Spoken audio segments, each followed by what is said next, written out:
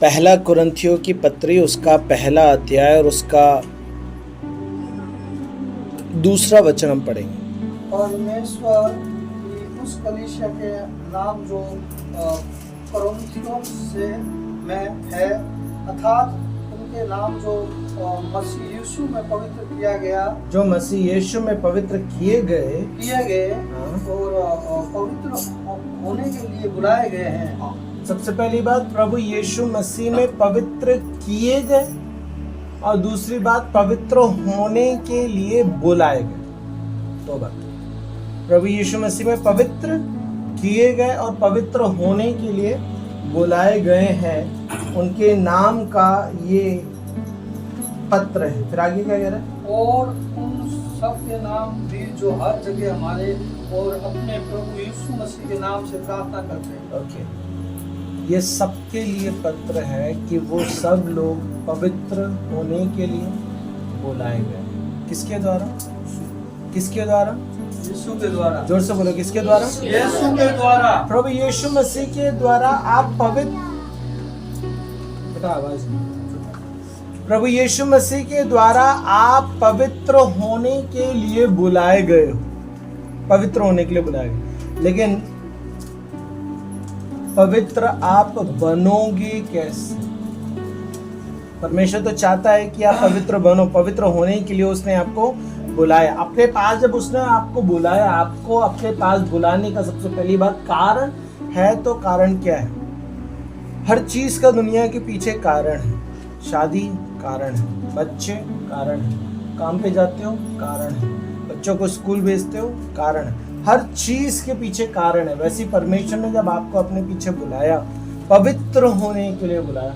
क्यों परमेश्वर चाहता है कि आप पवित्रता का जीवन जीना है? उस टॉपिक के ऊपर आज थोड़ा सा समझने की कोशिश करें। पिछले सप्ताह हमने सीखा कि परमेश्वर ने आपसे मेरे से क्या किया?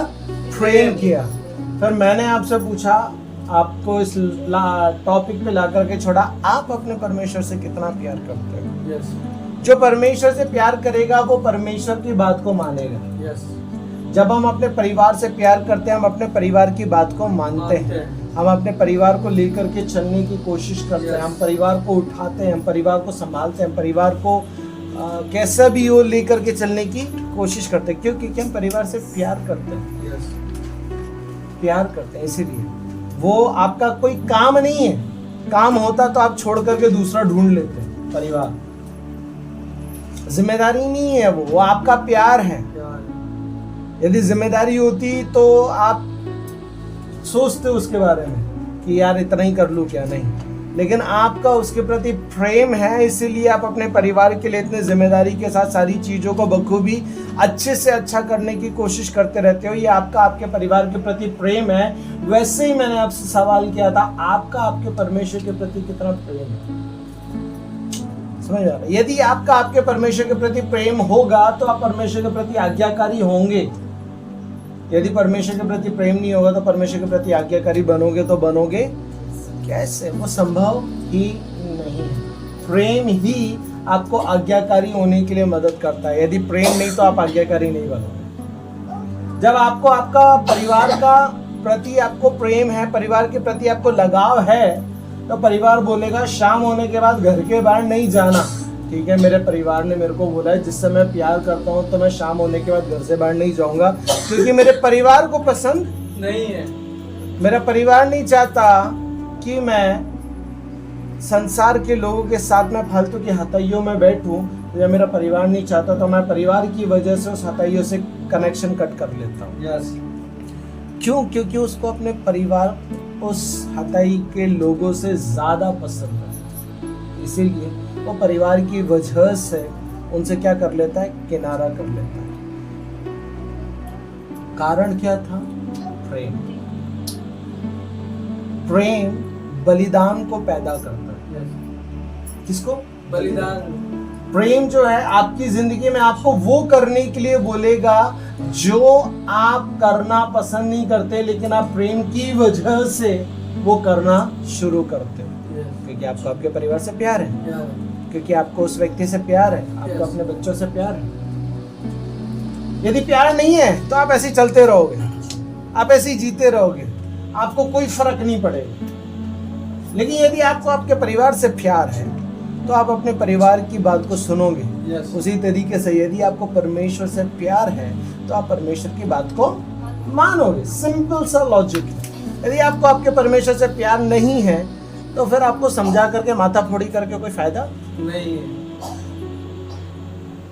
कितना भी समझा लो। समझ में आए? परिवार प्रेम जो है बलिदान को पैदा करता है। Yes. किसको? बलिदान को। और यदि आपका प्रेम है तो आप सारी चीजों को बलि करने के लिए तैयार हो जाओगे, छोड़ने के लिए तैयार हो जाओगे, दूर होने के लिए तैयार हो जाओगे। यदि आपका प्रेम नहीं है आपके परिवार के प्रति या फिर आपके परमेश्वर के प्रति, आप कभी उनकी बात को नहीं मानोगे। सिंपल सा लॉजिक, सिंपल सा लॉजिक। दूसरा, यदि आप परमेश्वर से प्यार करते हो तो आप जब इस वचन को पढ़ोगे जहां पे कहता है कि मसीह यीशु में पवित्र किए गए और पवित्र होने के लिए बुलाए गए, मतलब परमेश्वर चाहता है कि आप पवित्र रहो, तो अब आप उसके लिए विचार करोगे, प्रभु मैं कैसे पवित्र बन सकता हूं। तो यहाँ पे वचन कह रहा है तुम पवित्र किए गए, मतलब तुम अपने आप से पवित्रता को खरीद नहीं सकते। Yes. आपके अंदर वो कुवत नहीं है नहीं। कि आप गलत चीजों से दूर रह सको। Yes. वो काबिलियत ही नहीं। यदि आप रह सकते तो आपको इस जगह पे आने की जरूरत ही नहीं होती। आप कर सकते तो आज आप यहाँ पे नहीं होते। Yes. समझ में आ रहा है? आप पवित्र जीवन नहीं जी सकते हो, आपके अंदर वो कुवत नहीं है पवित्र जीवन जीने के, लेकिन पवित्र आत्मा के द्वारा आपको वो कुवत दी जाती है कि आप एक पवित्र जीवन जी सको। पवित्र जीवन जीने का मतलब क्या है? कि आप झूठ नहीं बोलोगे, Yes. आप किसी के विषय में जलन की भावनाएं नहीं रखोगे, Yes. आप पाप नाम की चीज नहीं करोगे, चोरी नहीं करोगे, गलत नजर से नहीं देखोगे, गलत बोल नहीं बोलोगे, गलत जीवन नहीं जियोगे, एक शांति का वातावरण में अपने एक पवित्र जीवन को जियोगे और इस कोशिश में रहोगे कि यार मेरे परमेश्वर को मेरा जीवन पसंद आना चाहिए। Yes. Hallelujah. आप उस कोशिश में रहोगे। कोशिश ही Yes. आपके जीवन में प्रेम को पैदा करता है। मतलब आप हो सकता है कुछ गलतियां हो जाए, लेकिन आप कोशिश तो कर रहे हो ना। समझ में आ रहा है? आपकी कोशिश ही आपके जीवन में प्रेम को पैदा करती है कि नहीं। जब आप परमेश्वर के पास आते हो, परमेश्वर ने बोला बेटा ये तेरी जिंदगी में है और तुझे ये जीवन नहीं जीना है, और आप इस कोशिश में रहते हो, हाँ मेरे परमेश्वर ने मुझे बोला है मुझे ये जीवन नहीं जीना है और मुझे उससे अलग होना, ये सोच आना ही आपके जीवन में बता रहे कि आपने परमेश्वर से प्यार करना शुरू कर दिया है। हालेलुया। यदि वो विचार ही आना शुरू हो गया तो आपने प्यार करना शुरू कर दिया। यदि विचार ही नहीं आया तो ध्यान कर लो आपके अंदर प्रेम नाम की चीज नहीं है। और उदाहरण के तौर पे यदि आपके अंदर विचार आ गया, फिर भी बाय मिस्टेक आपने वो गलती कर ली, लेकिन गलती करने के बाद यदि आपको उस चीज का एहसास हो रहा प्रभु मैंने बहुत गलत किया, Yes. तो वो पश्चाताप भी इस बात को बता रहा है कि तू अपने परमेश्वर से प्यार करता है, इसलिए तुझे दर्द हो रहा है गलती करने की वजह से। Yes. यदि तुझे अंदर से गलती करने के बाद दर्द नहीं हो रहा तो ध्यान रख ले बेटा, तेरे अंदर प्यार नहीं है। क्या समझ रहे हो? Yes. और परमेश्वर चाहता है सारी भलाइया की शुरुआत प्रेम से होती है। Yes. आज्ञाकारिता की शुरुआत प्रेम से होती है। Yes. पवित्र जीवन जीने की शुरुआत प्रेम से होती है। Yes. जब आपने परमेश्वर के ऊपर विश्वास किया, परमेश्वर ने आपके जीवन को पवित्र कर दिया, लेकिन अब उस पवित्रताई को बना करके रखना या न रखना ये आपके हाथों में है। Yes. ये आपके और मेरे हाथों में। प्रेम पापों को ढांपना सिखाता है, गलतियों को ढांपना सिखाता है। Yes. ठीक है, तो प्रेम जो है लेकर के चलना सिखाता है। Yes. क्या सिखाता है दीदी आंटी? चलना सिखाता है, लेकर के चलना सिखाता है। चलना सिखाता। कैसे लेकर के चलेंगे सामने वाले को? मतलब प्यार से। गलती दुनिया में हर किसी के अंदर है, Yes. आप में भी है, उसमें भी है, यस, सब में। लेकिन आपको सामने वाले को लेकर के चलना ही आपको बताता है कि आपके अंदर प्यार है। जैसे आप अपने परिवार को लेकर के चलने की कोशिश करते हो, क्योंकि आपको रगड़े झगड़े अपने घर में पसंद नहीं है। आप कोशिश करते हो यार मेरे घर का वातावरण ना बिगड़े, ताकि Yes. मेरे पड़ोसी को मेरे घर का तमाशा ना देखे। राइट। यस। वो क्या है? आपका आपके परिवार के प्रति एक प्यार है कि यार मेरा परिवार अच्छे से रहे। गलती तो होती है, लेकिन वो प्यार होने के बावजूद गलती तो हो जाती है, लेकिन उस गलती को ढांप कर आपको लेकर के चलना ही तो प्यार है। Yes, hallelujah. उस गलती को ढांप कर उसको लेकर के चलना ही तो प्यार है। प्यार बलिदान को पैदा करता है। जो आपको नहीं आता आपको वो करने के लिए भी मदद करेगा। प्यार जो है, अब जैसे माता पिता का अपने बच्चे के प्रति जो प्यार होता है, उस प्यार के बदले में वो कपड़ा नहीं खरीदेंगे, लेकिन अपने बच्चों के लिए कपड़ा लेकर के आएंगे। उनको अपने बच्चों से प्यार है, इसलिए वो खुद कुछ अच्छा नहीं खाएंगे, लेकिन अपने बच्चे को जरूर खिलाएंगे। यस। उनको अपने बच्चे से प्यार है, इसलिए वो खुद कुछ करे चाहे नहीं करे, लेकिन अपने प्यार के लिए बेहतर करेंगे। हाँ, अच्छा बोला। है ना? आदमी कपड़ा खरीदे चाहे ना खरीदे, औरत के लिए बच्चे के लिए जरूर खरीदेगा। यस। माँ बाप आधी रोटी खा लेंगे, लेकिन बच्चे का पहले पेट भर देंगे। यस। ये क्या है? प्यार है। ये प्यार है आपका अपने परिवार के प्रति। वैसे ही परमेश्वर चाहता है, वो सेम प्यार आपका आपके परमेश्वर के प्रति होना चाहिए। और जब आपका वो सेम प्यार आपके पिता परमेश्वर के प्रति होगा, वो प्यार ही आपको प्रार्थना करने को भी मदद करेगा, आराधना करने को भी मदद करेगा, संगति में समय पे आने को भी मदद करेगा, परमेश्वर की उपस्थिति में बने रहने के लिए भी मदद करेगा, आपको हर वो बात मानने के लिए मदद करेगा जो परमेश्वर आपको करने के लिए बोलता है। अन्यथा आप नहीं करोगे, अन्यथा आप नहीं करोगे। पता है, प्यार जो होता है वो देखता नहीं है कि कौन क्या बोल रहा है, कौन क्या सोच रहा है ना? कई बार मेरे घर में जब गेस्ट आ जाते हैं, मेरी पत्नी का काम बढ़ जाता है, तब मैं मेरी पत्नी के साथ में किचन में हो लेता हूँ, या तो बाहर सिंक लगा पड़ा। कुछ भाइयों ने मुझे शायद धोते हुए भी देखा होगा। देख, क्यों? क्योंकि मेरे को पता है मेरी पत्नी के काम बढ़ गए हैं, अब सारा बोझ उसके मत्थे कैसे डाल दूं? गेस्ट किसके थे? मेरे। गेस्ट किसके थे? मेरे। इसलिए काम तो मेरा बनता है, लेकिन मेरी पत्नी मेरी सहभागिता होने के नाते, मेरी सहायक होने के नाते उसको कर रही है, तो वो मेरा एक प्यार है कि ठीक है, तो किचन का कर रही है, चल बर्तन दे दे, मैं धो देता हूँ। चल तो राइस बना रही है, मैं प्याज काट दूँ। ये क्या है?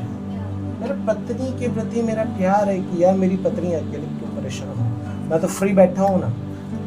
कभी कभी मैं सामने वाले क्या बोलता हूँ, भैया वो उधर आ जाओ, अपन उधर बैठ करके बात करते हैं। मैं इधर लगा रहता हूँ, वो व्यक्ति वहां पे, ठीक है भैया अपन बात कर लेते हैं।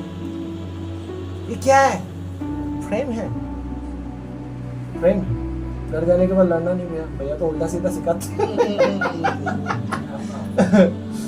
वो आपकी मर्जी है, आप करो चाहे नहीं करो, लेकिन मैं आपको ये सिखा रहा हूँ, वो प्यार है मेरा मेरी पत्नी के प्रति। मैं आपको ये नहीं बोल रहा हूँ आप करो, मैं आपको ये बता रहा हूँ, वो मेरा मेरे पत्नी के प्रति प्यार है। आपका जो है वो आप देखो, आपको जो करना है वो आप करो। मैं आपको नहीं बोल रहा आप ऐसा करो, लेकिन मैं आपको ये बता रहा हूँ, ये मेरा मेरे पत्नी के प्रति प्यार है। क्या आप समझ रहे हो? आप अपनी जिंदगी में अपने प्यार के लिए हर मुश्किल सहन करने के लिए तैयार हो जाते हो, हर चीज का त्याग करने के लिए तैयार हो जाते हो। आप अपने प्यार के लिए हर समय रेडी रहने के लिए तैयार रहते हो। वैसे ही मैं आपको सिखाना चाहता हूँ, पिता से आपका प्यार रहे, ताकि आप जब उसके लिए कुछ करोगे आपको बलिदान जैसा नहीं लगेगा। जैसे मैंने पिछले सप्ताह बताया था, जब मैं मेरे घर का मेरे जॉब का बलिदान करके आया, तो मुझे उस बलिदान के रूप में नहीं लगा कि अरे मैंने इतना कुछ त्याग दिया क्या मेरे परमेश्वर।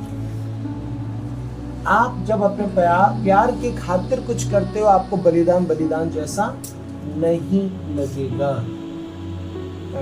आप सालों साल कपड़े ही नहीं खरीदते हो, लेकिन आप अपने बच्चे को, अपनी पत्नी को दिला देते हो, तो क्या आदमियों को लगता है क्या, अरे यार इतना करता हूँ तो कभी कभी खुद के लिए भी करना चाहिए, लगता क्या ऐसे?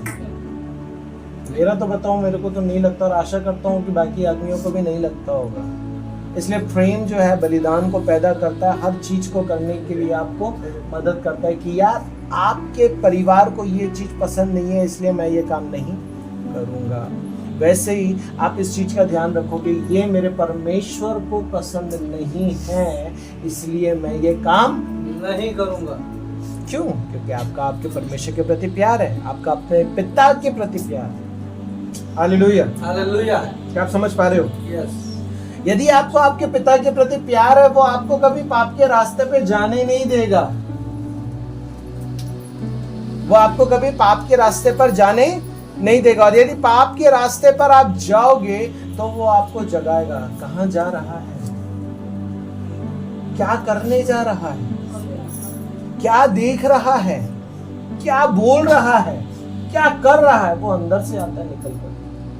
तब आपके पैर चलते चलते रुक जाते, नहीं यार नहीं जाऊंगा, मेरे प्रेम को, मतलब मेरे पिता को, मेरे परमेश्वर को पसंद। वो अंदर से आता है, आपके विचार से नहीं आ रहा। आपके विचार से आता तो इतनी जिंदगी आपने जी ली, आपको पहले आ जाता। क्योंकि आपको पहले गुनाह नहीं लगता था, पाप नहीं लगता था, अपराध नहीं लगता था। आपको लगता था ये तो नॉर्मल है, इसको पाप थोड़ी नहीं बोलता है। ऊपर वाले की नजर में तो पाप है, चाहे वो छोटा है चाहे वो बड़ा है। क्या आप समझ रहे? वो व्यक्ति कभी गुनाह के रास्ते पे नहीं जाएगा, और यदि गलती से उसके कदम भी बढ़ गए तो अंदर से एक अलग आवाज आती है, और वो आवाज उसको परमेश्वर जो उसको पाप में जाने से रोकती है। अब वो उसका निर्णय है कि वो आवाज को सुन करके बैक आ जाता है या फिर चला जाता है। क्या आप समझ रहे हो? ये निर्णय आपके खुद के हाथों में परमेश्वर ने दे करके रखा है। यदि आप परमेश्वर से प्यार करोगे तो आप सच्ची पवित्रता में अपने जीवन को जियोगे, जैसे यहाँ पे वचन कहता है। क्या कहता है? यीशु बीच में लिखा है, अर्थात उनके नाम जो मसीह यीशु में पवित्र किए गए और पवित्र होने के लिए बुलाए गए। यदि आप यीशु से सच्चा प्यार करते हो तो आप पवित्रता में चलोगे। पवित्रता के लिए आपको कुछ कमाने की जरूरत नहीं है कि मैं ये करूं, मैं वो करूं, मैं ऐसा करूं, वैसा करूं। बाइबल बताती है परमेश्वर ने आपको पवित्रता ऑलरेडी दे दी है।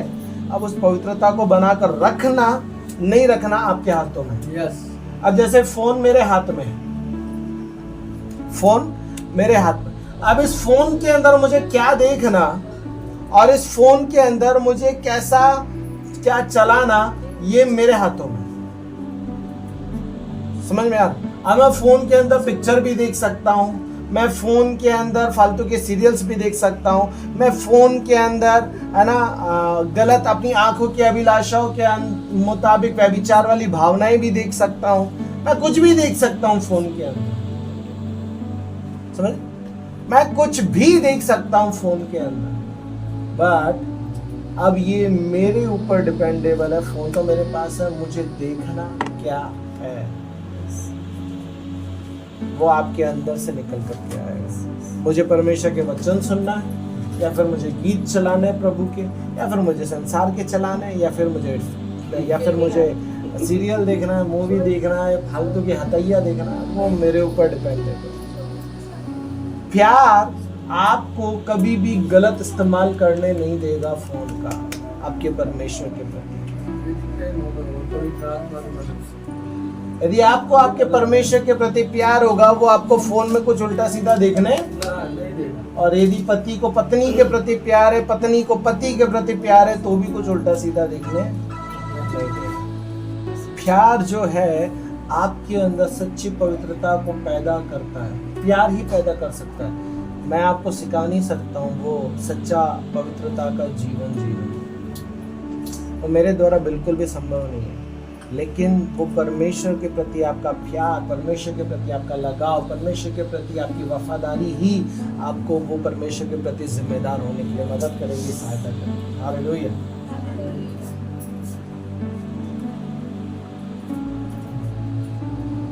यदि आप परमेश्वर से प्यार करते हो तो वो आपको वो हर एक चीज करने से रोकेगा जो परमेश्वर के बातों के खिलाफ है, परमेश्वर के विचारों के खिलाफ है, परमेश्वर की कल्पनाओं के खिलाफ है। वो उस रास्ते में कभी आपको जाने नहीं देगा। यदि आपका परमेश्वर के प्रति प्यार होगा तो ही, अन्यथा संभव नहीं है,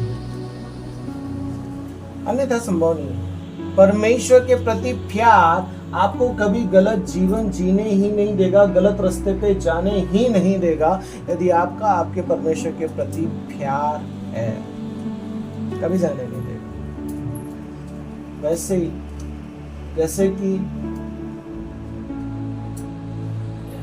जैसे उदाहरण के तौर पर पिछले बार मैंने बताया था, पिछले बार बताया तो उससे पहले बताया, यदि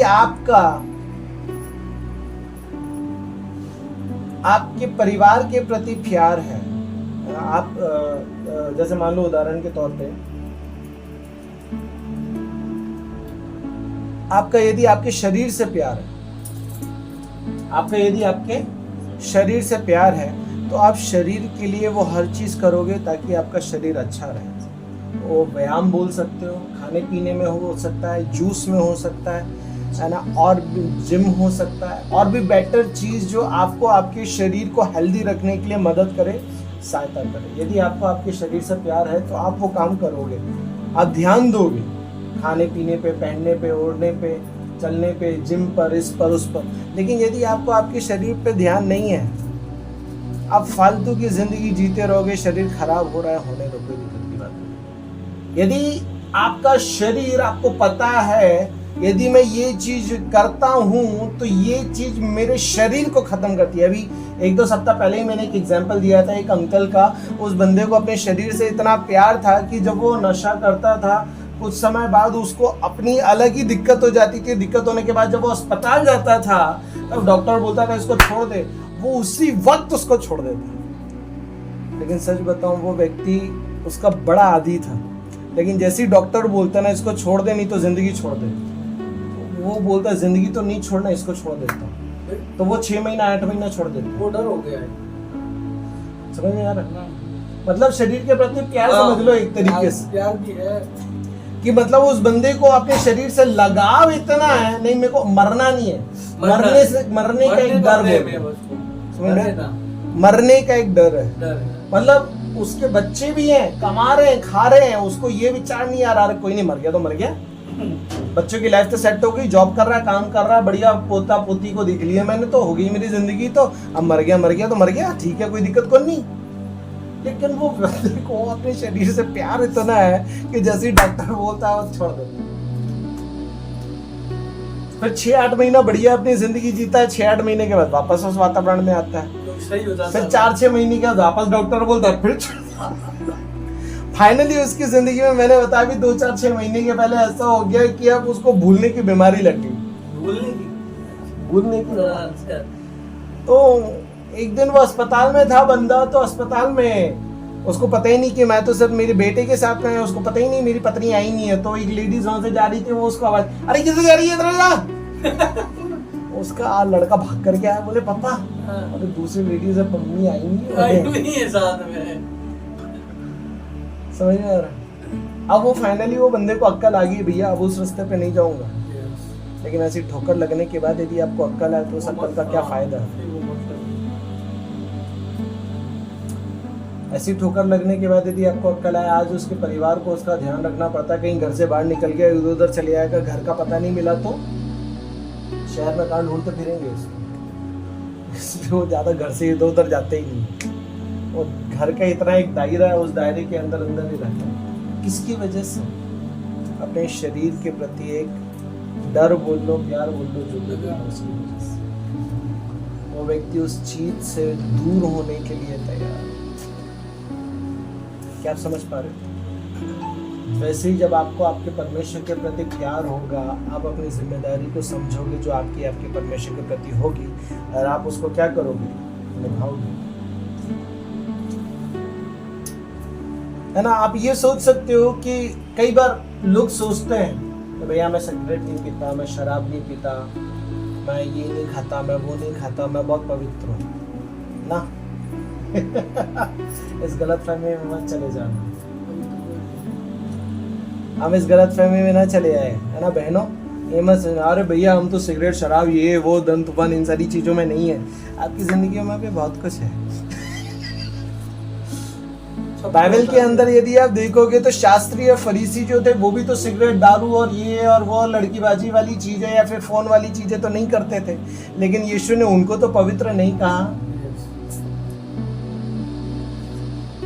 यीशु ने उनको तो पवित्र नहीं कहा।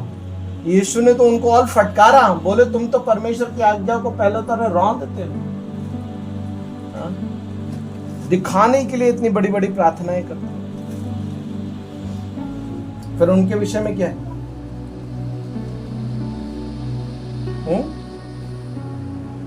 वो भी तो गलत जीवन नहीं जीते थे, वो कोई चोरी नहीं कर रहे, वो कोई चकारी नहीं कर रहे, वो कुछ गलत नहीं कर रहे, वो शराब नहीं पी रहे, वो जर्दा नहीं खा रहे, वो कुछ गलत नहीं कर रहे, 24 घंटे वही होते थे।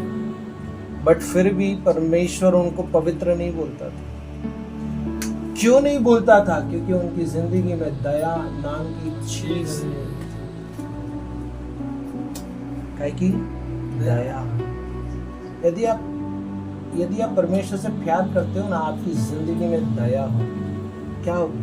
दया आपके परिवार के प्रति, अपने प्रेम करने वालों के प्रति, अपने संपर्क में रहने वालों के प्रति क्या होगी? दया की भावना। और वो दया आपको वो बनने रहने के लिए मदद करेगी जो आपको बने रहना चाहिए। उनके अंदर नहीं थी, इसलिए बाइबल बताती है कि वो लोगों से इतना भारी भारी काम करवाते थे और खुद अपनी उंगली से एक सुई तक नहीं उठाते थे। तब यीशु ने उनकी उन चीजों को देख करके बोला, तुम्हारे अंदर दया नाम की चीज है? तुम बोलते हो मैं ये करता हूं, मैं वो करता हूं, मैं ऐसा करता हूं, मैं वैसा करता हूं। एक बार परमेश्वर के भवन में 2 प्रकार के लोग हैं। एक था फरीसी, परमेश्वर के वचनों का जानकर रखने वाला व्यक्ति, और वो आकर के बोल रहा है प्रभु मैं सप्ताह में 2 बार फास्ट करता हूँ, मैं अपनी कमाई का सारा दशमांश देता हूँ, मैं तेरे भवन जाता हूँ, मैं ये करता हूँ, मैं वो करता हूँ, मैं वैसा करता हूँ। फिर बाद में बोलता है, बड़ा अच्छा बात बोलता है, प्रभु मैं इस व्यक्ति के समान नहीं हूँ, इस पापी व्यक्ति के समान, इसके समान बिल्कुल नहीं हूँ। ये क्या है? ये लोगों को लूटने वाला व्यक्ति है। ये क्या है? ये चोरी करने वाला व्यक्ति है, ये गलत नजर से देखने वाला व्यक्ति है, गलत बोलने वाला व्यक्ति है, गलत खाने वाला व्यक्ति है, गलत चलने वाला व्यक्ति है। मैं इसके समान नहीं हूँ प्रभु। क्या उसके अंदर प्रेम नाम की कोई चीज है? क्या उसके अंदर दया नाम की कोई चीज है?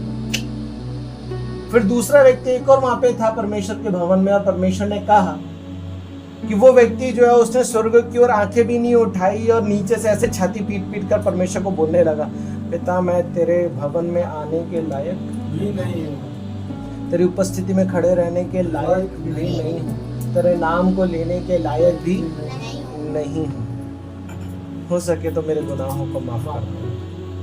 तब यीशु ने पूछा इन दोनों में से किसके अपराध क्षमा हुए? उसके जिसने अपनी गलतियों को अंगीकार किया, जिसने अपनी गलतियों को अंगीकार किया, उसके पाप क्षमा हो।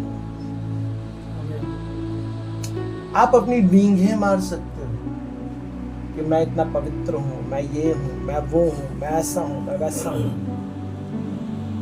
आपकी डींगे आप तक ही है, आपकी डींगे से परमेश्वर को कोई फर्क नहीं पड़ता। आप करोड़ों रुपए कमा सकते हो, लेकिन यदि आपके अंदर दया नाम की चीज नहीं है, एक भी व्यक्ति आपको पसंद नहीं करेगा। आप अच्छे खासे एजुकेटेड हो सकते हो, लेकिन यदि आपका जीवन सही नहीं है, कोई आपकी पढ़ाई को नहीं पसंद करेगा। आप अपने परिवार में बड़े अच्छे हो, लेकिन आप संसार में अच्छे नहीं हो, कोई आपको पसंद नहीं करेगा। मैं किससे बात कर रहा हूँ? मैं परमेश्वर के लोगों से बात कर रहा हूँ। परमेश्वर के लोगों का स्वभाव संसार के लोगों के स्वभाव की तरह नहीं हो सकता है। क्या बोला मैंने? परमेश्वर के लोगों का स्वभाव संसार के लोगों के स्वभाव की तरह नहीं हो सकता। क्या आप समझ रहे? इसलिए कभी ये मत समझना मैं ये नहीं करता, मैं वो नहीं करता, मैं ऐसा नहीं करता, मैं वैसा नहीं करता ना। आपके अंदर भी कुछ अलग गुनाह है, आपके अंदर भी कुछ अलग पाप है आपके अंदर। मैंने क्या बताया?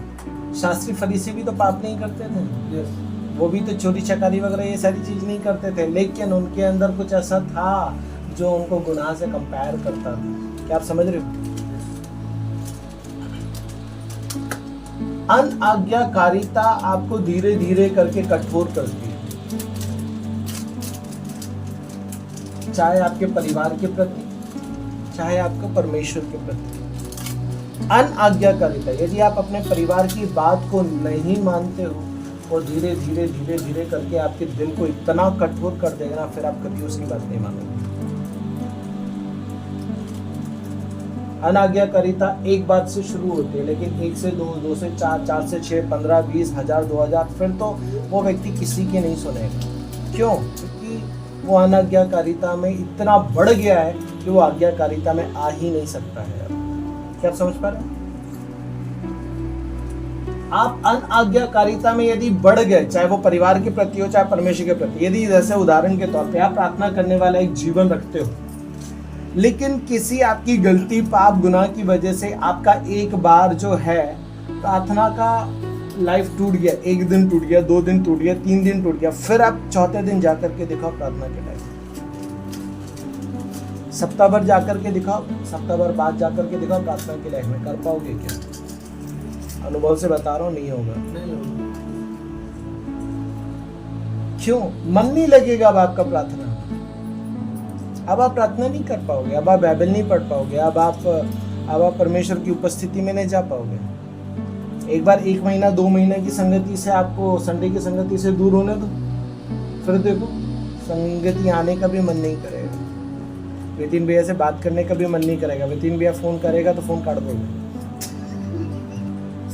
अनाज्ञाकारिता आपके दिल को कठोर करती है और आपको हर बात को मानने से मना करती है। नहीं करना, तेरे को जो अच्छा लगता है वो कर, फिर आप वो करने लगे, यदि आप अपने परिवार के प्रति अनाज्ञाकारी हो तो आप कभी परिवार को लेकर के चल नहीं पाओगे।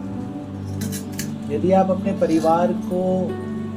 परिवार पे दया करके नहीं लेकर के चलते हो, आप अपने परिवार को लेकर के नहीं चल पाओगे। परिवार जो है बलिदान का एक बेस्ट क्या बोलूँगा एग्जाम्पल है, उदाहरण है बलिदान। परिवार बलिदान का एक बेस्ट एग्जाम्पल है। यदि जो व्यक्ति परिवार के लिए बलिदान करता है वो परमेश्वर के लिए बलिदान करने से झुकेगा नहीं, हटेगा नहीं, मुड़ेगा नहीं, इधर उधर जाएगा, क्योंकि उसको बलिदान करना आता है।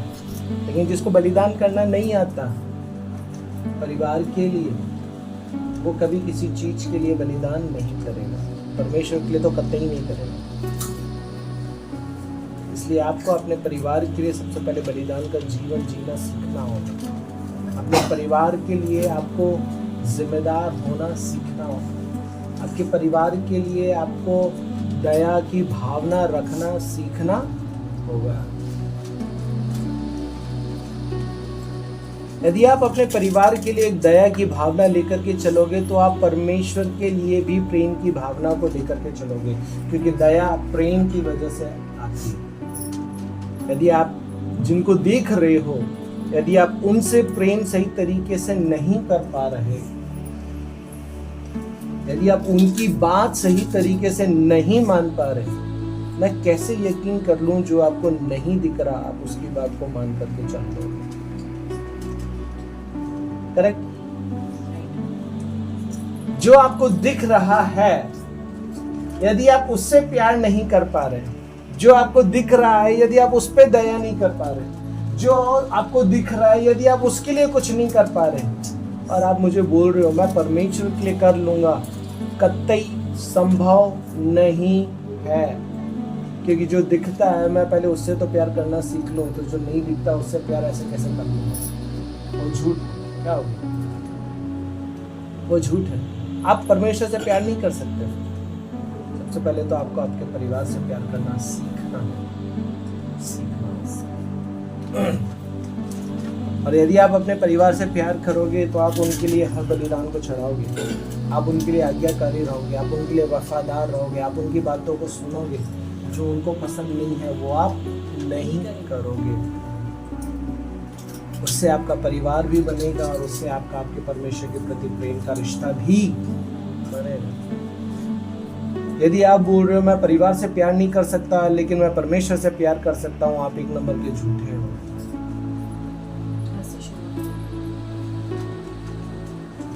यदि आप अपने परिवार से प्यार नहीं कर पा रहे, मैं कैसे यकीन कर लूँ आप परमेश्वर से प्यार कर पाओगे? यदि आप अपने परिवार की जिम्मेदारियों को सही तरीके से नहीं उठा पा रहे, मैं कैसे यकीन कर लूँ आप परमेश्वर की जिम्मेदारी को उठाओगे? यदि आप अपने परिवार को सही रीति से लेकर के नहीं चल पा रहे, मैं कैसे यकीन कर लूँ आप परमेश्वर को सही रीति से लेकर के चल पाओगे? अरे जो आपसे को दिख रहा है आप पहले उसको तो प्यार कर लो। जो आपके साथ में रह रहा है पहले उस पर तो दया का हाथ बढ़ा लो। जो आपको दिख रहा है पहले उसको तो हाथ थाम करके उसको कीचड़ से उठा करके लेकर के चल लो।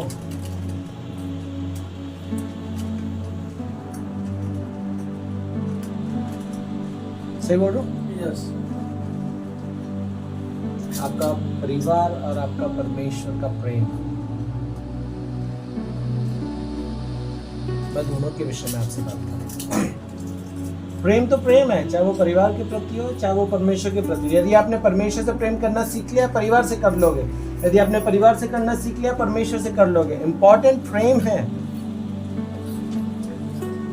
और यदि कोई परमेश्वर से कर रहा है परिवार से नहीं कर रहा, मैं यकीन नहीं कर सकता।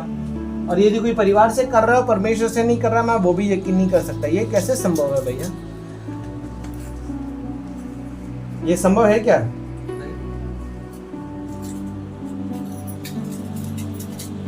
आपको पता है परमेश्वर का प्रेम कभी भी आपके लिए कम नहीं होता। क्या कहा मैंने? परमेश्वर का प्रेम आपके लिए कभी भी कम नहीं होता, लेकिन आपका प्रेम आपके परमेश्वर के लिए कम जरूर होता है। सही बोल रहा हूं?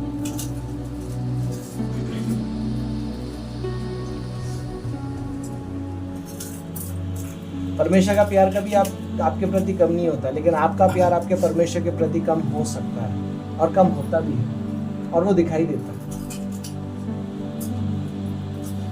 वो कम होता है और वो दिखाई देता है।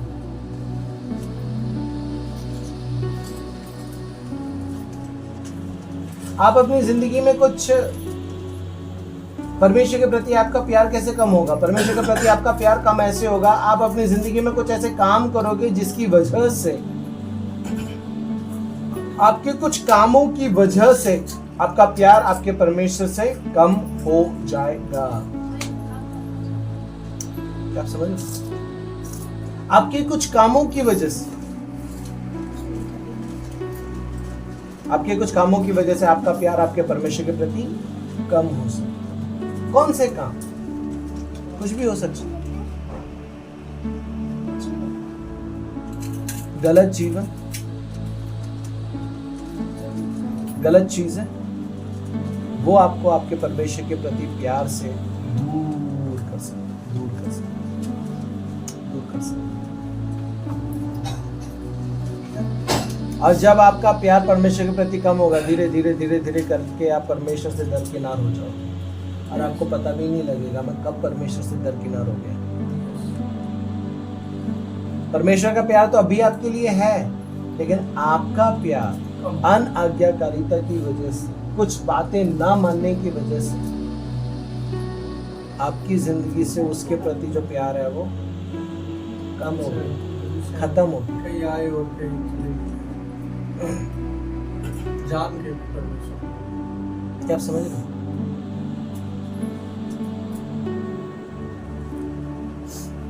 इसलिए आज आपको सिर्फ ये सिखाना चाहता हूँ। आज मेरे को बहुत बड़ा नहीं सिखाना है आपको, आज मैं छोटे से में जल्दी से खत्म करना चाहता हूँ कि आप जैसा अपने परिवार से प्यार करते हैं, Yes. अपने परमेश्वर से वैसा ही उतना ही प्यार करो। जैसे आप अपने परिवार की चिंता के लिए तैयार रहते हो, हर काम के लिए तैयार रहते हो, अपने परमेश्वर के लिए भी उतना तैयार रहो।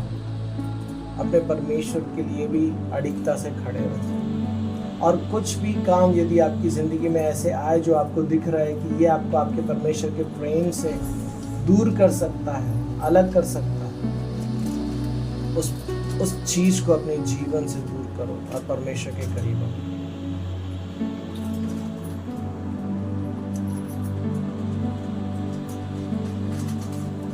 अब जैसे कि मैं एक एग्जांपल बताता हूँ। मैंने कहा ना कि परमेश्वर का प्यार आपके प्रति कम नहीं होता है, लेकिन आपका प्यार परमेश्वर के प्रति कम हो जाता है। इसका एग्जांपल बताता हूँ। अपनी कलीसिया में देखो, कई बार हम सुनते हैं ना कि भैया मैंने ये दर्शन देखा, भैया मैंने वो दर्शन देखा, मैंने ये देखा, मैंने वो देखा। लेकिन कई बार किसी न किसी को कुछ विचार आता है, भैया इसका तो प्रार्थना का जीवन नहीं है, भैया इसका तो इतना बाइबल का जीवन नहीं है, भैया इसका तो परमेश्वर के प्रति समर्पण नहीं है। अभी वचन को ध्यान से सुनो, क्या बता रहा हूँ। कई बार हमारे अंदर ये विचार आते हैं ना, कुछ लोग बोलते भी हैं कि भैया उसका जीवन तो वैसा नहीं, हाँ उसको परमेश्वर दर्शन दे देता, मेरे तो समझ के बाहर है भैया, उसका लाइफ तो इतना ऐसा है और परमेश्वर ने इसको दर्शन नहीं दिया। यशायाह को परमेश्वर ने दर्शन तब दिया जब वो चरवाहा था और वो बोलता है, हाय मैं पापी इंसान।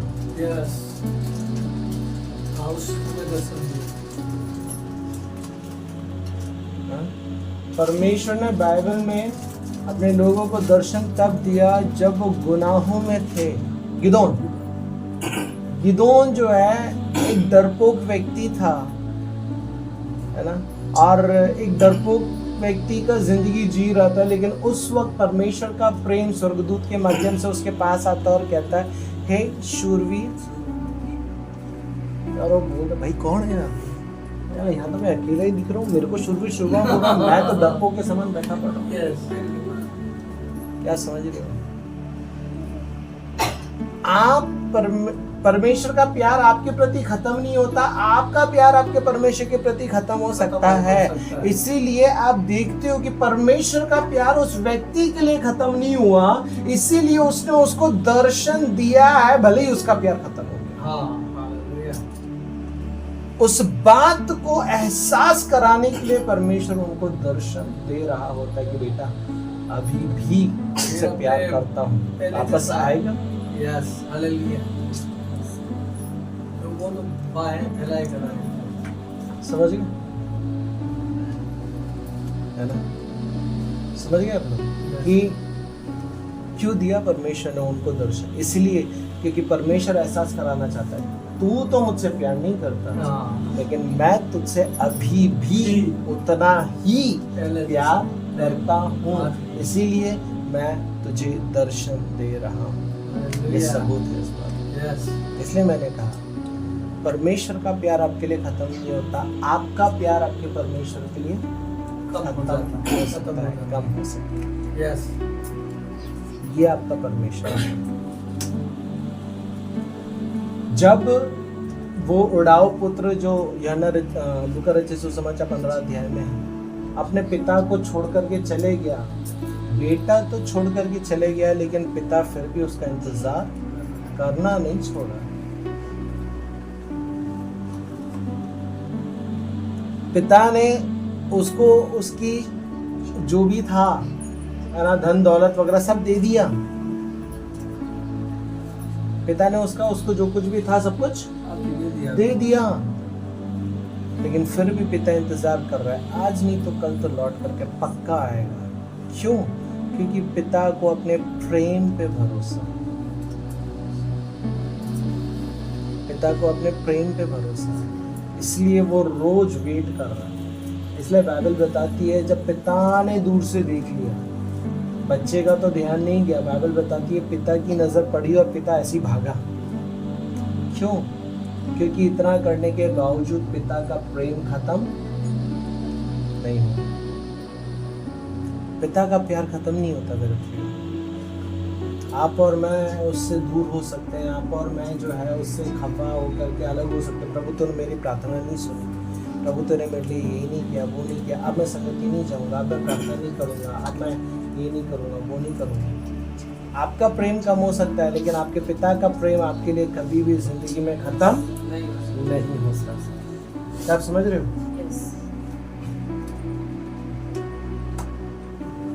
है ना? इसलिए हम जो एक अच्छा जीवन जीने की कोशिश कर रहे होते हैं, हम सोचते हैं कि यार ये कैसे हो रहा है, मैं इतना प्रार्थना का जीवन जीता हूँ, मेरे को परमेश्वर दर्शन नहीं देता, ये वो ऐसा गलत जीवन जीता, परमेश्वर इसको दर्शन कैसे देता? भैया ये तो मेरे बस के बाहर है ना? अब जैसे उदाहरण के तौर पे जब मैं इनकी मासी पीछे जो रहती, इनकी मासी के घर पे फर्स्ट टाइम प्रार्थना के लिए गया था और इनको बुलाया था। परमेश्वर ने मेरे को नहीं दिखाया कि उनके घर के बाहर हाथ पैर टूटा हुआ एक जानवर जो है वो उस घर को ऐसा ताक रहा है। मेरी पत्नी भी वहाँ पे है, उसको भी नहीं दिखाया, लेकिन इस बहन को दिखाया। मैं सोच सकता हूँ प्रभु तेरे को मेरे को दिखाना चाहिए ना, मैं उससे ज़्यादा प्रार्थना करता ना, मैं मेरी पत्नी प्रार्थना करती हूँ, उसको नहीं दिखा। परमेश्वर को पता है उसको क्या करना है, उसको इसका विश्वास बढ़ाना है, इसलिए प्रार्थना यहाँ हो रही है, लेकिन रिजल्ट यहाँ पे आ रहा है। यदि वो नहीं होती, कोई और होता तो खुदा उसको दे देता। क्यों? क्योंकि खुदा उसके विश्वास को बढ़ाना चाहता है, खुदा उसको एहसास कराना चाहता है, बेटा मैं तुझसे प्यार करता हूँ। कल की बात है, मैं एक परिवार के लिए प्रार्थना कर रहा था, वहाँ पे राजकुमारी दीदी खड़ी थी। मैंने इधर से प्रार्थना किया, परमेश्वर ने मेरे को कुछ नहीं बताया, लेकिन राजकुमारी दीदी को परमेश्वर दिखा रहा है, भैया वहाँ पे ना एक स्त्री खड़ी है, ऐसे बाल खोल कर, काली काली सी, भयानक सी। यहाँ पे आई थी तब भी देखा था ना। उस प्रभु तेरी क्या मेरे से दुश्मनी है क्या? मैं सोच सकता हूँ, लेकिन मुझे वो विचार नहीं आते। क्यों? क्योंकि मेरे को पता है, मैंने एक समय में इसके लिए खूब प्रार्थना करी है कि प्रभु मुझे दर्शन दे, प्रभु मुझसे बात कर। मैंने उसके लिए 40-40 दिन फास्टिंग करी, लेकिन उसने मुझे नहीं दिखा। लेकिन आज मैं आप लोगों के बीच में उस फसल को काट रहा हूँ। मैंने वहां पे बोया, मैंने कहाँ बोया था? नागपुर में बोया था मैंने उस प्रार्थना को, उस उपवास को 40 दिन, और मैं यहाँ पे आज आप लोगों से उसको काट रहा हूँ।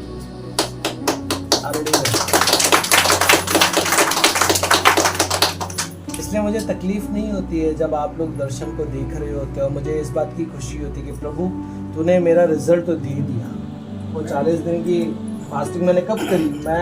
मैं बात कर रहा हूँ आपसे 2010, 11, 12 की, मैं तब की बात कर रहा हूँ। मैं रिजल्ट अभी काट रहा हूँ, समझ रहे हो? आपने जो कुछ भी अपने परमेश्वर में बोया है, आप उसको काटोगे 100%। मैं लिख के देता हूँ आपको, काटने भी लग गए।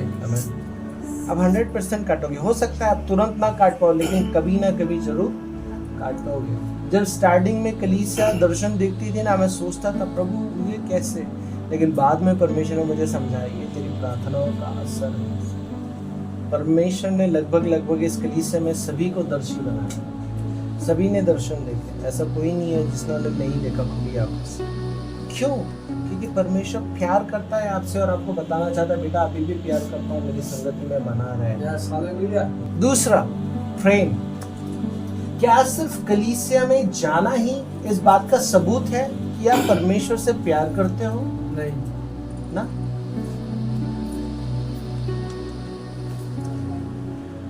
कई बार लोग सोचते हैं ना, भैया मैं तो संगति आता हूँ ना। अभी मैंने पिछले दिन एक परिवार में बोला, नाम नहीं बताऊंगा, एक परिवार में मैंने बोला कि यदि आप इस रीति से रहे ना, मैं आपके घर की संगति बंद कर दूंगा, स्पष्ट।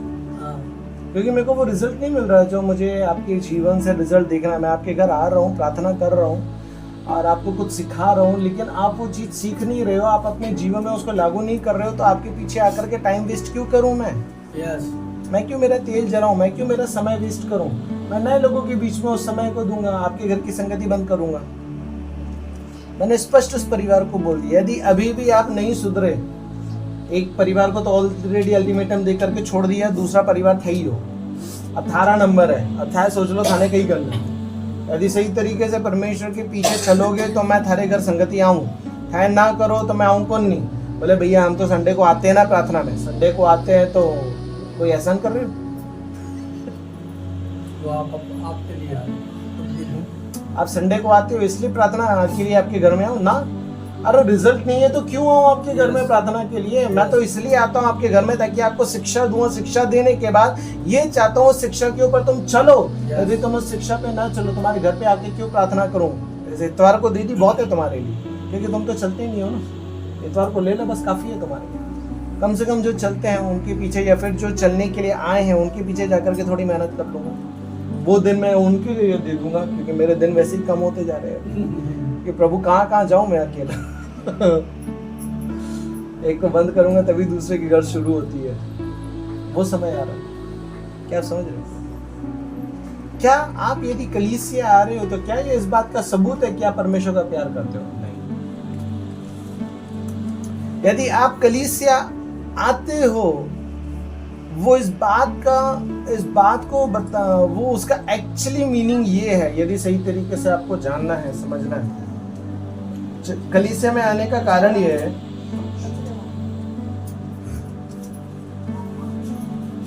जब आप कलीसिया में आते हो, जब आप संगति में आते हो संडे के दिन, और जब यहाँ पे आप आते हो, आप एक अलग वातावरण में आते हो, एक अलग परमेश्वर का वातावरण। और उस अलग परमेश्वर के वातावरण में आप आराधना के माध्यम से, वचन के माध्यम से, गवाहियों के माध्यम से एक अलग परमेश्वर की उपस्थिति का अनुभव में जाते हो, एक अलग वातावरण में जाते हो। नहीं, मतलब कहने का मीनिंग समझ रहे हो?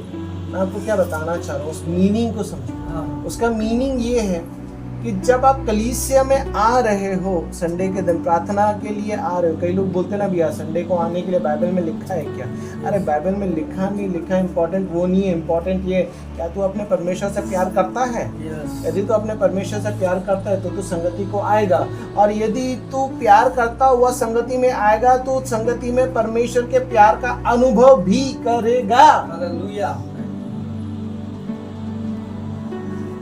वचन में भी तो परमेश्वर के प्यार का अनुभव करेगा, आराधना में भी तो परमेश्वर का प्यार का अनुभव करेगा, गवाहियों में भी तो परमेश्वर का प्यार का अनुभव करेगा, और तू देखेगा कि परमेश्वर कितना भला है।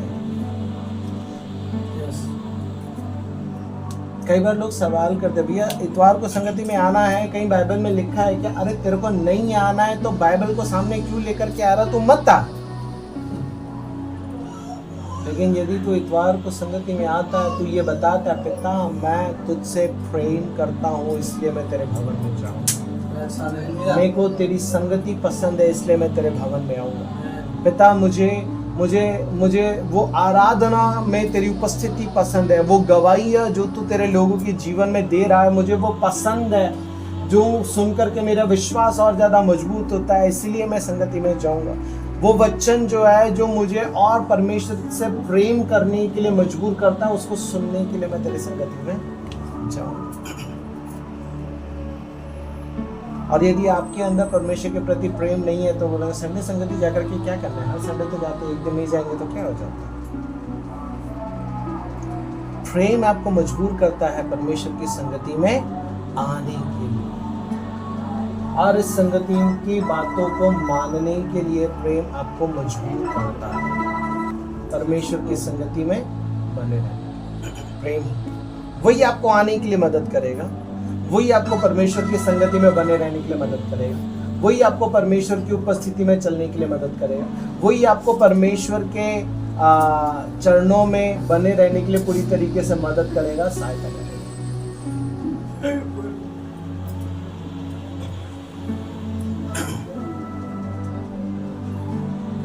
क्या आप समझ रहे हो? और जब आप परमेश्वर की संगति में आओगे तो जब आपको वचन सिखाए जाएंगे तब आप उस वचन के प्रति आज्ञाकारी बनोगे। क्या बनोगे? जोर से बोलो, क्या बनोगे? आज्ञाकारी। आपको पता है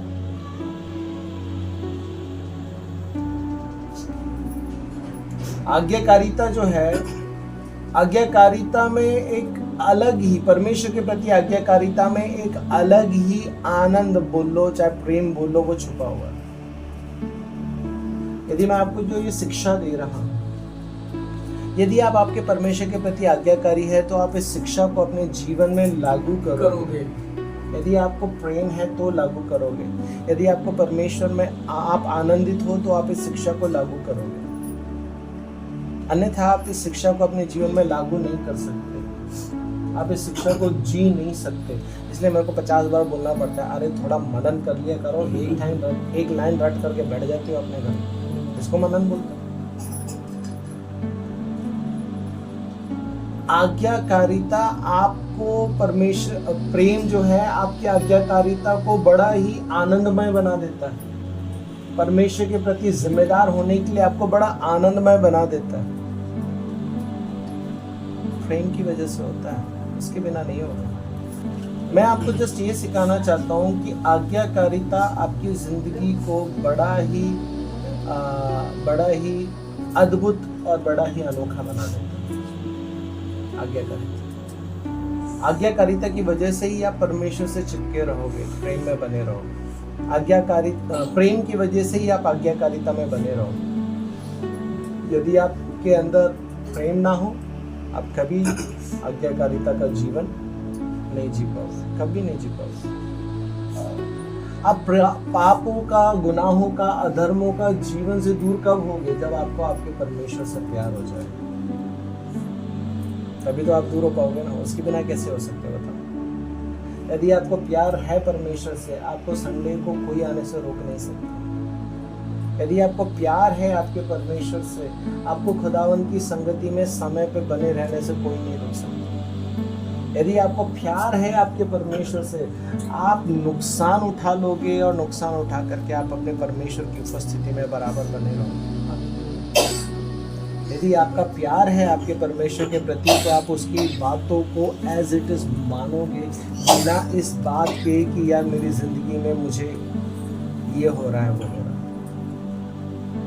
आप समझ रहे हो? प्रेम। इसलिए आज सिर्फ इतना बताना चाहता हूँ और खत्म करना चाहता हूँ, जैसे आप अपने परिवार से प्रेम करते हो, अपने परमेश्वर से उससे बढ़ करके प्रेम करो, क्योंकि आपको वो परिवार देने वाला आपका परमेश्वर है।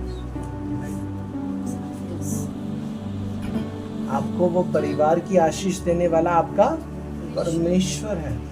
आप चाहे इस बात को यकीन करो चाहे ना करो, लेकिन सच्चाई तो यही है कि आपके परिवार को आप तक पहुंचाने वाला आपका परमेश्वर है ना। जिस तरीके से संसार में बोलते हैं ना, जोड़ियां तो वहां से आती है। तो आपकी जोड़ी तो बन गई, अब जो भी है जैसी भी है, धन्यवाद करो, लेकिन है तो यही है। अब इस जोड़ी को बरकरार रखना, प्रेम के रिश्ते में बांध करके, ये आपके हाथ में। अब जोड़ी के साथ साथ परिवार के और भी सदस्य तो हैं, उनको भी तो बांध करके रखना है, उनको भी तो लेकर के चलना है, उनकी भी तो जिम्मेदारियों को हमको उठाना है।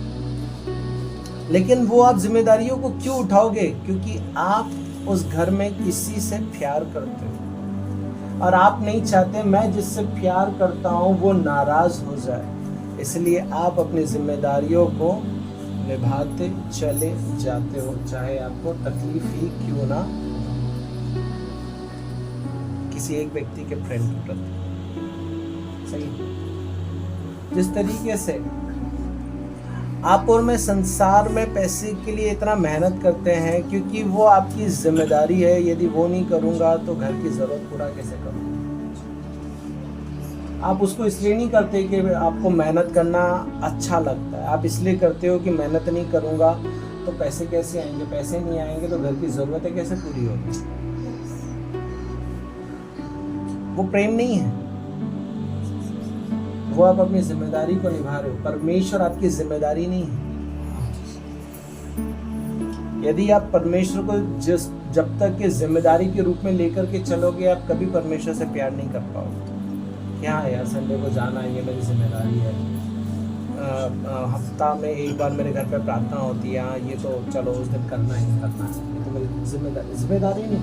जिस दिन आपकी वो जिम्मेदारी आपके अंदर प्रेम में कन्वर्ट हो गई, तब मुझे आपको कुछ सिखाने और समझाने की ज़रूरत नहीं पड़ेगी। आप अपने आप परमेश्वर में इतने योग्य और काबिल हो जाओगे कि मुझे आपके घर पे आकर के आपको संगति देने की भी ज़रूरत नहीं, क्योंकि आप उस काबिल हो चुके हो। फिर आप बोलोगे भैया अब हम काबिल हो चुके हैं, अब आप किसी और को संगति के लिए वो दिन दे सकते हो, वो समय दे सकते हो। क्यों? क्योंकि आप उस प्रेम की वजह से दिन प्रतिदिन उस आज्ञाकारिता में आ जाओगे, परमेश्वर के प्रति जिम्मेदारी में आ जाओगे, परमेश्वर के प्रति वफादारी में आ जाओगे। फिर आपको ज़रूरत नहीं होगी सप्ताह में एक दिन आपके घर में संगति की। आपके घर में मैं संगति क्यों देता हूँ? क्योंकि अभी तक आप योग्य नहीं बन पाए हो, इसलिए। यदि आप योग्य बन जाओगे, मैं उस दिन आपके घर की संगति बंद कर दूंगा। फिर मैं आपको बोलूँगा अब तुम संगति देने के लिए जाना। क्यों? क्योंकि तुम काबिल हो चुके हो। परंतु अब तक फिलहाल कलीसिया में कोई ऐसा हुआ नहीं। आज से करो, आज से करो। वो कैसे होगा? आपका आपके परमेश्वर के प्रति प्रेम से होगा। और यदि आपका आपके परमेश्वर के प्रति प्रेम होगा, तब आप आज्ञाकारी बनो, तब आप जिम्मेदार बनो, तब आप वफादार बनो, तब आप गुनाहों से, अपराधों से दूर रहो। कई बार आपको मेरे को एक चीज़ लगती है कि यदि मैं परमेश्वर के प्रति सही जीवन नहीं जीऊँगा तो मैं नरक जाऊँगा। आज आपके इस डर को निकाल देना चाहता हूँ। यदि आप परमेश्वर के पीछे एक डर की वजह से जी रहे हो, आप मसीह जिंदगी कभी नहीं जी पाओगे। मसीह जिंदगी डर की जिंदगी नहीं है। परमेश्वर बोलता है मैंने तुमको भय की आत्मा नहीं दी है। मसीह जिंदगी डर की जिंदगी नहीं है कि तू नरक चले जाएगा। मसीह जिंदगी प्यार की जिंदगी है। अरे मेरा प्यार मेरे को स्वर्ग लेकर के जाएगा। कई बार लोग डर की वजह से मसीह से जुड़े रहते हैं। उसको सिखाया गलत गया है, इसलिए वो डर की वजह से मसीहत से जुड़ा हुआ है। लेकिन मैं आपको ये सिखाना चाहता हूँ, आपके डर से कई गुना बड़ा आपके परमेश्वर का प्यार है, जो आपकी हर गलती, गुनाह, अपराध, पापों को क्षमा कर देता है और आपको मौका देता है। बोलता है दोबारा मत करना, एक अच्छी जिंदगी जीने की शुरुआत करो। अच्छी जिंदगी वो तू खुद से नहीं कर सकता, लेकिन यदि तू मेरी बातों को मान करके चलेगा, मुझसे प्यार रखेगा, तो धीरे धीरे धीरे धीरे तो अपने आप ऐसा बन जाएगा, तुझे पता भी नहीं चलेगा। क्योंकि आप अपने अंदर से वो चीज़ नहीं कर सकते, इसलिए परमेश्वर आपको पवित्र आत्मा देता है, जिसके माध्यम से परमेश्वर का प्रेम आपके मनों में डाला गया है। जैसा मैंने पिछले सप्ताह बताया था, पवित्र आत्मा के द्वारा परमेश्वर का प्रेम हमारे अंदर डाला गया। वो पवित्र आत्मा है जो हमको परमेश्वर से प्यार करने के लिए मदद करेगा। वो पवित्र आत्मा है जो हमको परमेश्वर के प्रति वफादार होने के लिए मदद करेगा। वो पवित्र आत्मा है जो हमें परमेश्वर के प्रति आज्ञाकारी होने के लिए मदद करेगा। और वही पवित्र आत्मा आपको आपके परिवार के प्रति भी जिम्मेदार होकर के परिवार को प्यार से लेकर के चलने के लिए मदद और सहायता करेगा। परिवार की बात को मानने के लिए आपको मदद करेगा। इम्पोर्टेंट ये नहीं है आप कितना जानते हो, इम्पोर्टेंट ये नहीं है आप कितना जानते हो। शास्त्री और फरीसी भी बहुत जानते थे, लेकिन इसके बावजूद यीशु ने उनके ज्ञान को तुच्छ ठहरा दिया और मछुआरों को चुना और बोला तुम जाकर के इनको शिक्षा दो। फिर एक समय आया, अब वो मछुआरे के नीचे बैठ करके सीख रहे।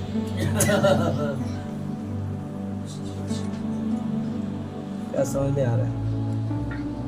इम्पोर्टेंट ये नहीं है आपको कितना आता है, इम्पोर्टेंट ये है क्या आपका आपके यीशु के प्रति प्रेम है।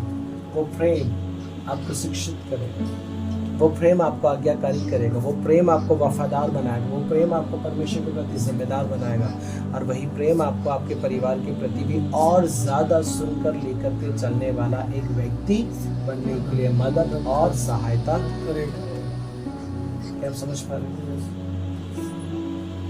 इतना ही है मेरे पास आपको बताने के लिए। अपने परिवार के प्रति भी अपनी प्रेम की भावनाओं को रखो। अपने परिवार के प्रति भी जो आपकी जिम्मेदारियां हैं उसको उठाओ। अपने परिवार के प्रति भी जो आपके काम हैं आप उसको एज इट इज वैसा का वैसा करो। सुनो सुनो सुनो इधर सुनो। आप अपने परिवार के प्रति इस चीज को लेकर के चलो। परमेश्वर आपको अपने प्रति एक वफादारी का जीवन जीने के लिए मदद करेगा, सहायता करेगा। परमेश्वर का प्रेम कभी आपके लिए खत्म नहीं होता, ये अलग बात है। जैसा मैंने सिखाया, आपका प्रेम आपके परमेश्वर के प्रति खत्म हो सकता है, लेकिन यदि आप वापस लौट करके आओगे वो वापस से गले लगाता है। आपको छोड़ता नहीं है, आपको त्यागता नहीं है, आपकी गलतियों के अनुसार आपसे व्यवहार नहीं करता, आपके अपराधों के अनुसार आपसे व्यवहार नहीं करता। वो इतना ही बोलता, अब दोबारा इस पाप को मत करना, इन गुनाहों को मत जीना, इस अधर्मों में अपना जीवन मत जीना।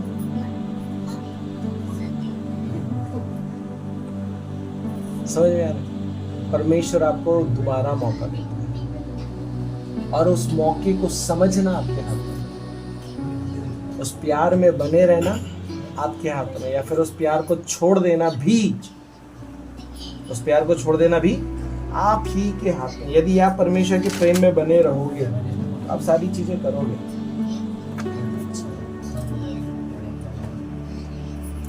सुनो सुनो सुनो सुनो, इधर सुनो, क्या आप समझ रहे हो? देखो एक चीज ध्यान रखो, यीशु को आई लव यू बोलना एक अलग बात है,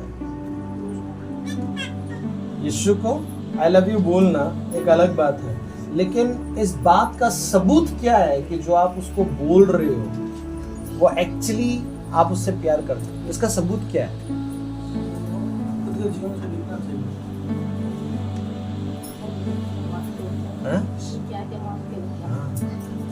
यदि आप यीशु को आई लव यू बोल रहे हो तो उसका सबूत यह है कि आप परमेश्वर के प्रति आज्ञाकारिता का जीवन जियोगे, ये उसका सबूत है। यदि आप अपने परिवार से प्यार करते हो तो आप अपने परिवार के प्रति आज्ञाकारिता का जीवन जियोगे, अपने परिवार की हर बात को मान करके लेकर के चलोगे।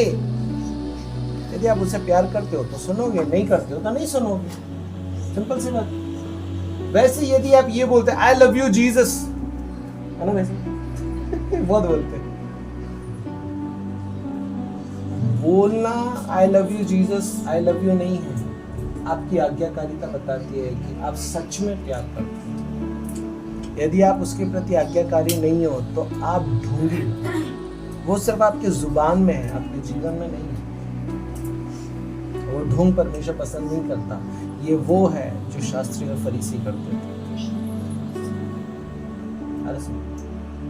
इसलिए आपको सिर्फ इतना बताना चाहता हूँ, मैं यीशु आपसे प्यार करता हूँ, अपने शब्दों से मत बोलो, अपने जीवन से दिखाओ तो मैं यकीन करूँगा, क्योंकि आज्ञाकारिता ही तो सबूत है ना।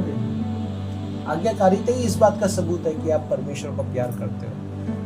आपकी परिवार के प्रति आपकी आज्ञाकारिता इस बात का सबूत है आप अपने परिवार की जिम्मेदारियों को उठा रहे हो, ये इस बात का सबूत है आप अपने परिवार को प्यार करते हो। कि परिवार, अच्छा अभी मेरे आदमी काम से आने वाले, अरे रेडी हो जाती हूँ, तैयार हो जाती हूँ, चाय के लिए तैयारी कर लेती हूँ, पानी के लिए, इसके लिए, उसके लिए, हाँ वो आएंगे तो ठंडा पानी दूंगी, फिर चाय दूंगी, ठीक है अभी मैं ये कर दूंगी, वो कर दूंगी। क्या है? प्रेम। और आप उसके लिए फिर आज्ञाकारी बनते हो और आप वो करते हो। मैं बोलूँगा डंडा लेकर के बैठा ना मेरे को और बुलाना, अपन दोनों सोते हैं, एक तरफ से था देना, दूसरी तरफ से मैं दूं। क्या समझ रहे हो? मैं आपको जस्ट इतना सिखाना चाहता हूँ मेरे प्रियो की आई लव यू बोलना आई लव यू नहीं है, लेकिन उस आई लव यू को आपको अपने जिंदगी से दिखाना है। और वो कैसे दिखाओगे? आज्ञाकारिता से, वफादारी से, आपके परिवार के प्रति, यीशु के प्रति। और यदि आप उसको नहीं जी रहे हो तो फिर आप सिर्फ बोल रहे हो, आप कर नहीं रहे हो। आप सिर्फ बोल रहे हो, हाँ मैं प्रभु को प्यार करता हूँ, हाँ मेरे को प्रभु पसंद है, हाँ प्रभु ये प्रभु वो। आप सिर्फ बोल रहे हो, आपके शब्दों में मैं यकीन नहीं करता। मैंने पिछले सप्ताह ही बोला और मैं बहुत पहले से बोलते आ रहा हूँ, मैं किसी के बोलने से यकीन नहीं करता यदि मुझे आपकी जिंदगी में वो चीज ना दिखे। यदि आप बोलते हो भैया मैं 2 घंटा प्रार्थना करता हूँ, तो वो मैं आपकी जिंदगी को देख करके समझ जाऊंगा। यदि आप बोलते हो भैया मैं बाइबल पढ़ता हूँ, मैं आपकी जिंदगी को देख करके समझ जाऊंगा। आपके बोलने पे मैं यकीन नहीं करता, मैं दुनिया में किसी के बोलने पे यकीन नहीं करता। अच्छे खासे खुदा के खादिमों के बातों पे भी मैं यकीन नहीं करता, मैं उनकी जिंदगियों को देख करके जान जाता हूँ कि ये कितना प्यार करता है, नहीं करता। क्योंकि सबूत ही आज्ञाकारिता दिखाया है ना। आपके प्रेम का सबूत क्या? आज्ञाकारिता। यदि प्रेम नहीं है तो आज्ञाकारी कैसे बनोगे? और यदि आप आज्ञाकारी हो यदि आप प्रेम रखते हो तो आप आज्ञाकारी रहोगे, और यदि आप आज्ञाकारी हो तो आज्ञाकारिता आपकी जिंदगी में बेस्ट रिजल्ट को लेकर के आएगा। बेस्ट रिजल्ट कैसे आएगा? बेस्ट रिजल्ट आएगा आपकी आज्ञाकारिता से। यदि आज्ञाकारिता नहीं है तो बेस्ट रिजल्ट आपकी जिंदगी में निकलकर कैसे आएगा? कैसे आएगा? यदि कोई आज्ञाकारी है उसकी जिंदगी से दिख जाएगा और आप पहचान जाओगे कि ये आज्ञाकारी है कि नहीं है। आप उसकी जिंदगी को देख करके जान जाओगे, पहचान जाओगे। सो मैंने क्या कहा? आज्ञाकारिता दूसरी तरफ से आपके लिए बेस्ट रिजल्ट को लेकर के आएगा। लेकिन आज्ञाकारिता पैदा कहां से होगी? आपके प्रेम से। यदि आप परमेश्वर से प्रेम करते हो आप आज्ञाकारी रहोगे, और यदि आप आज्ञाकारी रहोगे तो परमेश्वर की तरफ से आप अपनी जिंदगियों में बेस्ट रिजल्ट को पाओगे 100%। इसमें कोई डाउट नहीं है, इसमें कोई डाउट नहीं। लेकिन यदि रिजल्ट नहीं है इसका मतलब आज्ञाकारिता नहीं है। आज्ञाकारिता नहीं है इसका मतलब परमेश्वर के प्रति प्रेम नहीं है। फिर जब आप आज्ञाकारी रहोगे तो आपके लिए बेस्ट रिजल्ट आएगा, और जब आपके लिए बेस्ट रिजल्ट आएगा वो दुनिया को दिखाई देगा। आपको बताने की जरूरत नहीं पड़ेगी मेरे जीवन में ये, मेरे जीवन में वो, मेरे जीवन में ऐसा, मेरे जीवन में वैसा। आपको अपनी गवाहियां देने की जरूरत नहीं पड़ेगी। आपकी जिंदगी खुद एक गवाही होगी जो सामने वाला देख करके जान जाएगा, हाँ भाई इसकी जिंदगी में तो बेस्ट रिजल्ट है। फिर आपको बोलना नहीं पड़ेगा, बताना नहीं पड़ेगा। इसका एग्जांपल देता हूँ। उत्पत्ति 1:26 पढ़ना। बंद करके बैठेंगे।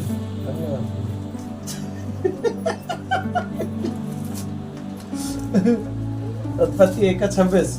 हाँ। फिर परमेश्वर ने कहा मनुष्यों को अपने स्वरूप के अनुसार अपनी समानता में बनाए, और वे समुद्र की मछलियाँ और आकाश के पक्षी और घरेलू पशुओं और सारी पृथ्वी पर और सब रेंगने वाले जंतुओं पर जो पृथ्वी पर रेंगते हैं अधिकार रखे। हालेलुया।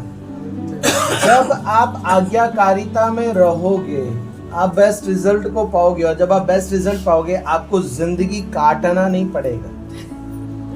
अरे कट रही है भैया, ठीक है, समझ में आ रहा? फिर आप जिंदगी काटोगे नहीं। कई बार लोगों से हम सुनते ना कट रही है, ठीक है, आप काटोगे नहीं। काटने का मतलब क्या होता है? काटने का मतलब है बस यार अब जिंदगी है, जी रहे टाइम पास। हाँ, आगे समझ में आ गया। आप वो चीज नहीं करोगे यार ठीक है, परिवार है चलो ठीक है, अरे ये है चलो ठीक है, अरे वो है चलो ठीक है। फिर आपकी जिंदगी वो नहीं रहेगी। आपकी लाइफ बोरिंग लाइफ नहीं रहेगी, आपकी लाइफ बड़ी इंटरेस्टिंग हो जाएगी, आनंदमय हो जाएगी।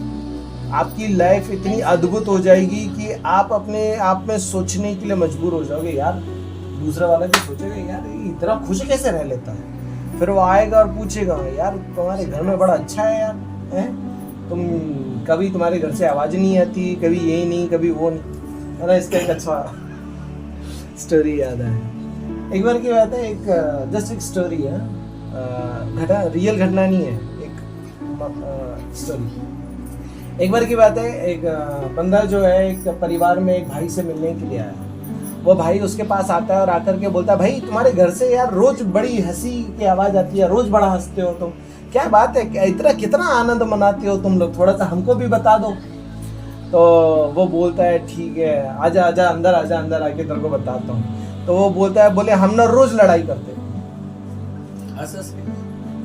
क्या बोल रहे?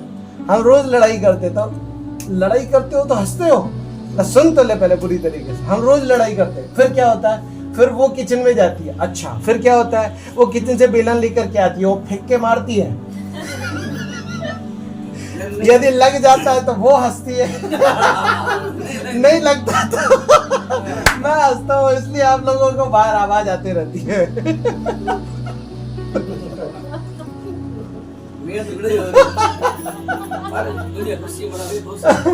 और दुनिया बाहर से सोच रही यार ये कितने खुश है, दुनिया बाहर से सोच रही कितना खुशहाल है। वो खुशहाल नहीं है, वो अपने आप में दोनों एक दूसरे से परेशान है। वो लाइफ चल रही है। लेकिन जब आप परमेश्वर में एक प्रेम का जीवन जियोगे, आज्ञाकारिता आपके पास आएगी, तो आपका ये लाइफ नहीं रहेगा।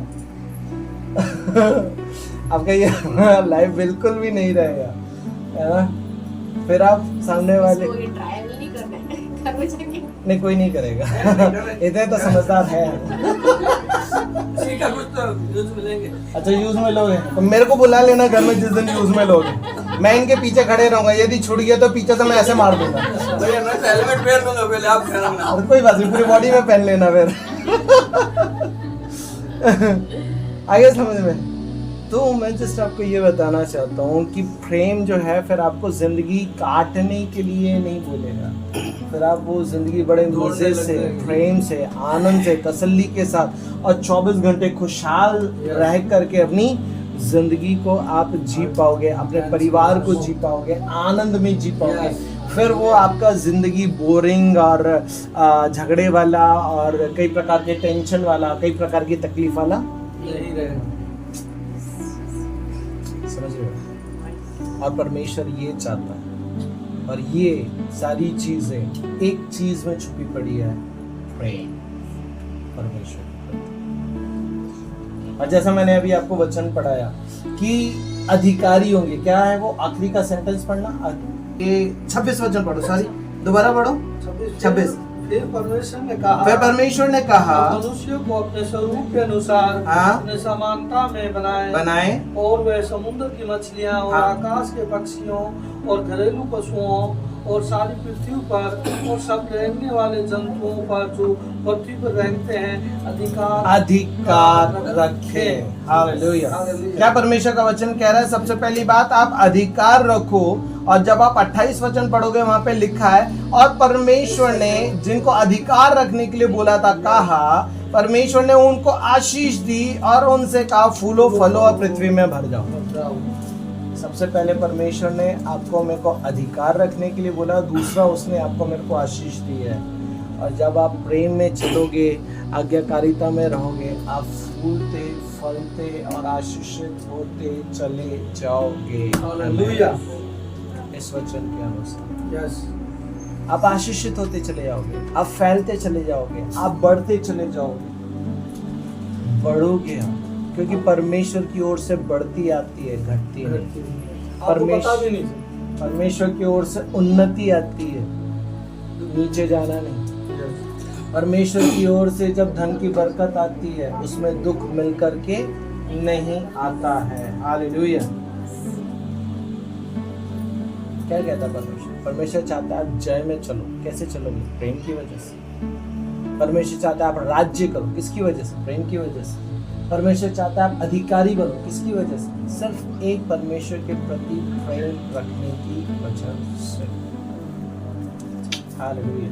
कितनी अद्भुत बात है। इसको यदि शुरू करूंगा तो टाइम हो जाएगा। ये आपके घरों में सिखाएंगे। बस इतना सिखा करके खत्म करना चाहता हूँ कि परमेश्वर आपको आशीष में चलता हुआ देखना चाहता है। परमेश्वर आपको उन्नत होता हुआ देखना चाहता है। परमेश्वर आपकी बढ़ती को देखना चाहता है। परमेश्वर आपके परिवार में प्रेम, आनंद, तसल्ली और शांति का जीवन देखना चाहता है। लेकिन वो आपकी जिंदगी में सिर्फ एक बात के ऊपर निर्भर करता है। जब आप परमेश्वर से प्रेम करते हुए चलोगे, तब आप उस जय में जीवन जियोगे। और परमेश्वर के जब आप जय में जीवन जियोगे, धीरे धीरे आप बढ़ते, फैलते, फूलते चले जाओगे। आमीन। इस वचन के द्वारा प्रभु आप सबको आशीष करे।